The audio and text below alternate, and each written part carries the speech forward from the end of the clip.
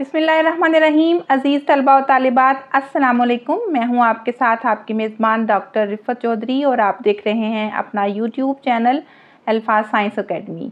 उम्मीद है आप सब खैरियत के साथ होंगे। उर्दू ज़बान तश्कील और इर्तिक़ा का सिलसिला जारी है और आज हम इस कड़ी को आगे बढ़ाते हुए जो लेक्चर पढ़ने जा रहे हैं वो उसका मौजू है गुजरात में उर्दू शायरी। अज़ीज़ तलबा और तालिबात, पहले तो मैं आपको ये बताती चली जाऊँ कि जिस गुजरात की हम बात करने जा रहे हैं वो पाकिस्तान में मौजूदा गुजरात नहीं है, बल्कि ये गुजरात जिसकी हम आज बात करने जा रहे हैं ये हिंदुस्तान का जो है गुजरात है। जिस गुजरात के अदब या शायरी का हम जायज़ा लेने जा रहे हैं वो भारतीय गुजरात है। माजी में ये गुजरात हिंदुस्तान के अहम मकामात में शामिल होता था। सियासी और तजारती लिहाज से इसकी बहुत ज़्यादा अहमियत थी। दक्कन की तरह अज़ीज़ तलबा और तालिबात, गुजरात में भी सूफिया ने मज़हब और ज़बान दोनों को फैलाने में अहम किरदार अदा किया। इस सिलसिले में अगर हम बात करें तो हाजी सोज़, अहमद देहलवी, अहमद उर्फ़ानी, कुतुब आलम और शाह आलम के नाम ख़ास तौर पर काबिल ज़िक्र हैं। ये वो सूफिया हैं जिन्होंने मज़हब के साथ साथ उर्दू ज़बान को वसअत देने में अहम किरदार अदा किया। अज़ीज़ तलबा तालिबात, गुजरात में उर्दू अदब की जो रवायत है वो दक्कन से ज़्यादा कदीम है, ज़्यादा पुरानी है। गुजरात 1297 में दिल्ली सल्तनत का सूबा बना था और इसे अलाउद्दीन खिलजी ने फ़तह किया था। जब बरे-सग़ीर में हालात बहुत ज़्यादा ख़राब होना शुरू हो गए तो बहुत सारे लोगों ने दिल्ली को छोड़ा और गुजरात की तरफ अपना रुख जो है वो फेर दिया। इन लोगों में बहुत से आलिम और फाजिल पढ़े लिखे लोग भी शामिल थे जो गुजरात की तरफ हिजरत करके गए।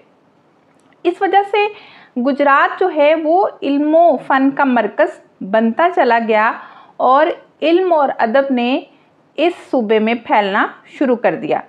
गुजरात चूँकि दिल्ली के मातहत था, लिहाजा यहाँ एक जो बहुत बड़ी तादाद है वो उर्दू बोलने वालों की इकट्ठी हो गई, क्योंकि आप जानते हैं कि दिल्ली में और दिल्ली के गिरदो नवा में उर्दू ज़बान बोली जाती थी, समझी जाती थी। उर्दू मोहल्ला उसको कहा जाता था। लिहाजा वहाँ से जब लोग हिजरत करके गुजरात पहुँचे तो गुजरात में भी ऐसे लोग इकट्ठे होना शुरू हो गए जो कि उर्दू ज़बान में अदब तहरीर करने लगे। लिहाजा गुजरात में शायरी और मौसीकी को बहुत ज़्यादा फ़रोग़ जो है वो हासिल हुआ। यहाँ की शायरी के जो औज़ान थे गुजरात में, यानी जो शायरी कही जाने लगी उसके जो औज़ान थे, जिस वज़न के तहत शायरी लिखी जाने लगी वो हिंदुस्तानी थे और इस पर फ़ारसी के ज़्यादा असरात नहीं थे। गुजरात में मौजूद जो बुज़ुर्गाने दीन थे उन्होंने मज़हब की खिदमत के साथ साथ उर्दू ज़बान को फ़रोग़ देने में अहम किरदार अदा किया। और दिलचस्प बात यह है कि इन बुज़ुर्गाने दीन की सरपरस्ती जो है वो हुक्मरान तबका जो है वो कर रहा था। लिहाजा रफ्ता रफ्ता गुजरात में गोजरी उर्दू को फ़रोग़ मिलने लगा। जहाँ तक गुजरात में उर्दू ज़बान के इब्तदाई नकूश का ताल्लुक़ है तो मुसलमान आबादकारों की ज़बान अरबी और फ़ारसी और मुकामी हिंदुओं की बोलियों से मिलकर गोजरी ज़बान वजूद में आई। गुजरात में इसका नाम गोजरी पड़ा जो गालिबन गुजरी का अहद है। गुजरी अज़ीज़ तलबा और तालिबात बाज़ार को कहते हैं। बहरहाल लश्कर हो या बाज़ार हो, उर्दू का ताल्लुक़ बहरहाल अवाम से ही है। यानी अगर हम उर्दू ज़बान को जो है वो जिसके मायने लश्कर के हैं और अगर हम गुजरी के मायनों में लें और उसके मायने जो हैं वो बाज़ार के हैं तो बाज़ार में भी आवाम का जो है वो जाना होता है और लश्कर में भी जो है वो मुख्तलिफ़ इलाक़ों के लोग होते हैं। बहरहाल दोनों की मुमासलत जो है वो आवाम से ही है। गुजराती अदब के माहिरीन ने अज़ीज़ तलबा तालिबात गोजरी जो ज़बान है उसको 3 अदवार में तकसीम किया है। पहला दौर जो है वो 1000 ईस्वी से 1400 ईस्वी तक का है। दूसरा दौर 1400 ईस्वी से 1700 ईस्वी तक का है और तीसरा दौर 1700 ईस्वी से लेकर अब तक ताहाल जो है इस पर मुश्तमिल है। मुहक्किकीन जो हैं और माहिरीन लिसानियत जो हैं वो इस बात पर इत्तफाक करते हैं कि उर्दू ज़बान की अदबी तश्कील सबसे पहले गुजरात में अमल में आई। और ये बड़ी दिलचस्प मालूमात हैं जो मैं आज आपके साथ शेयर कर रही हूँ। एक बार फिर अपनी बात दोहराई देती हूँ कि माहिरीन लिसानियात इस बात पर इत्तफाक करते हैं कि उर्दू ज़बान की जो इब्तदाई तश्कील है वो गुजरात के सूबे में अमल में आई। गोजरी तसानीफ़ का अब हम जिक्र करते हैं कि गोजरी तसानीफ़ कौन कौन सी हैं जिसमें हमें उर्दू के निशानात मिलते हैं। तो गोजरी तसानीफ़ रखने वालों में मौलाना फजलुद्दीन बल्खी का नाम जो है वो काबिल ज़िक्र है। इनकी तसानीफ़ में उर्दू के असरात दिखाई देते हैं। इसके बाद अगर हम आगे बढ़ें तो शेख बहाउद्दीन बाजन का तसव्वुफ़ पे लिखने वाला रिसाला बहुत ही ज़्यादा मशहूर रिसाला है, अहमियत का हामिल है। जबकि काजी महमूद दरियाई की शायरी में भी सूफियाना रंग जो है वो झलकता दिखाई देता है।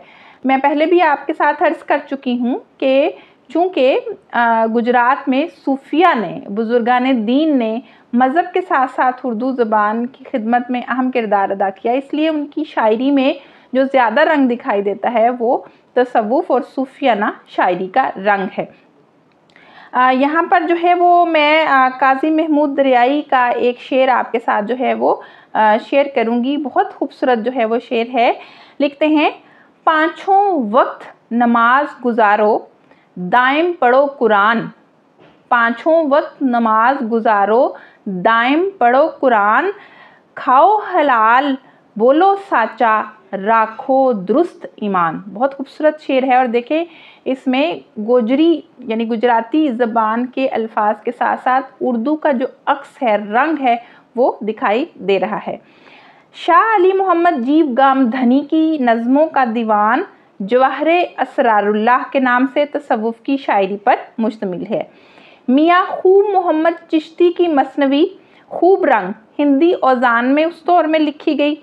इसके बाद अगर हम जिक्र करें तो शेख मोहम्मद अमीन की मसनवी यूसुफ ज़ुलेखा फ़ारसी से जो है वो गुजराती ज़बान में तर्जुमा की गई। उर्दू का रंग इस पर बहुत खूब दिखाई देता है। इसके बाद अगर हम जिक्र करें तो सना गुजराती ने शायरी में वली का लहजा इख्तियार किया, क्योंकि वो वली दखनी के शागिर्द थे, लिहाजा वली का रंग जो है वो उनकी गुजराती शायरी के ऊपर काफ़ी हद तक गालिब नज़र आता है। मीर अब्दुल कादिर की शायरी में महबूब से बातें करने का वालिहाना अंदाज दिखाई देता है, मिलता है। फिर अगर हम अहमद गुजराती की शायरी की बात करें तो उसमें मकामी ज़बान के साथ फ़ारसी ज़बान का रंग भी नज़र आता है। हाशिम अली की शायरी में गज़लें और मसनविये जो हैं वो दिखाई देते हैं, गज़लें और मरसिये दिखाई देते हैं हाशिम अली की शायरी में। तो ये वो चीदा चीदा शख्सियात हैं जिन्होंने गोजरी अदब जो है वो तख्लीक किया और जिनकी शायरी में उर्दू ज़बान का रंग जो है वो झलकता दिखाई देता है। अज़ीज़ तलबा व तालिबात, मुख्तसर ये कि मौजूदा मालूमात की रोशनी में अगर जायज़ा लिया जाए तो उर्दू ज़बान को अदबी शक्ल सबसे पहले गुजरात से मिली और ये बड़ी दिलचस्प मालूमात हैं। गुजरात की उर्दू के कदीम मखतूते जो हैं, नुस्खे जो हैं, वो अभी तक महफूज हैं और ये ज़बान आज तकरीबन 900 साल गुजर जाने के बावजूद भी इतनी ज़्यादा अजनबी नहीं है कि इसे पहचाना ना जा सके या इसे महसूस ना किया जा सके। आज भी ये ज़बान उर्दू ज़बान के बहुत करीब जो है वो नज़र आती है और इसमें उर्दू ज़बान के अल्फाज झलकते हुए दिखाई देते हैं। ये था हमारा आज का लेक्चर अज़ीज़ तलबा व तालिबात, जिसमें हमने गुजरात में उर्दू अदब की रवायत पर जो है वो बात की। यकीनन ये मालूमात आपके लिए काफ़ी हद तक दिलचस्पी का बायस होंगी। इस लेक्चर को लाइक कीजिएगा और शेयर करना मत भूलिएगा, क्योंकि इल्म जितना फैलाया जाए उतना ही कम होता है। आप ख़ुद भी इसको सुनिए और दूसरों को भी सुनने का और मालूमात लेने का मौका दीजिए। इंशाल्लाह अगले लेक्चर के साथ जो है वो फिर हाजिर होंगे। तब तक के लिए अपनी मेज़बान डॉक्टर रिफ़त चौधरी को इजाज़त दीजिए। अल्लाह हाफ़िज़।